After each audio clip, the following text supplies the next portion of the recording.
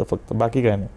जसं मी मगाशी म्हटलं की काँग्रेसमध्ये सगळेजण एका पेजवर येत का नाहीत किंवा त्याच्यासाठी म्हणून थोडंसं जरा स्ट्रगलिंग करावं लागतं, पण ह्या सगळ्यामध्ये तुम्ही आणि सतेज पाटील तुमच्याकडे असा दो हंसों का जोडा म्हणून बघितलं जातं. म्हणजे याआधी जसं राजकारणामध्ये विलासराव आणि शिंदेकडे पाहिलं जात होतं किंवा नंतर सुद्धा आपण बघितलं की गिरीश महाजन आणि देवेंद्रजी सुद्धा तसे फार जवळचे होते, संकटमोचक म्हणून त्याला पाहिलं जातं. मला असं वाटतं की सतेज बंटी पाटलांचे वडील डॉक्टर डी.वाय. पाटील दादा ह्यांनी सुद्धा शिक्षण क्षेत्रात फार मोठं काम केलं आणि त्यांच्या आणि माझ्या वडिलांची फार घनिष्ठ मैत्री होती.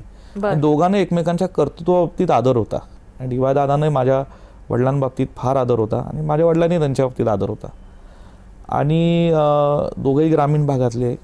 सतेज पाटील मला सिनियर आहेत, वयानेही मोठे आहेत, त्यांनाही खूप संघर्ष राजकारणात करावा लागतो, पण एक धाडसी व्यक्तिमत्व, डॅशिंग आहेत ते, त्यांच्या पद्धतीने ते राजकारण करतायत.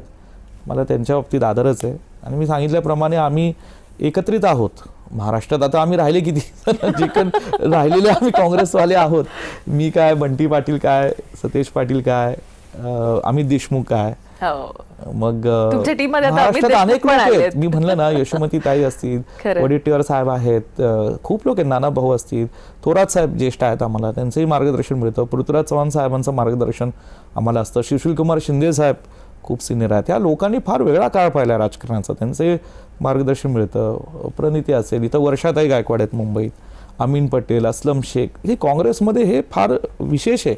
सगळ्या जाती धर्मातले लोक आहेत आणि ह्याचा गर्व वाटतो आम्हाला. आणि आम्ही सगळे आहोत एकमेकांच्या सोबत, आम्ही उभं राहतो, एकमेकांचं सोबत आहोत.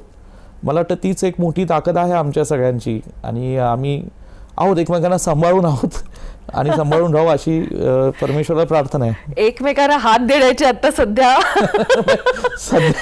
म्हणजे आम्ही काय करायचं, म्हणजे आता मी म्हणलं ना, गिने चुने लोग हैं हम जो एक दूसरे के साथ खड़े हैं बस, लेकिन खड़े हैं, ना टूटे हैं ना कहीं गिर पड़े हैं, लेकिन खड़े एक दूसरे के साथ और खड़े रहेंगे.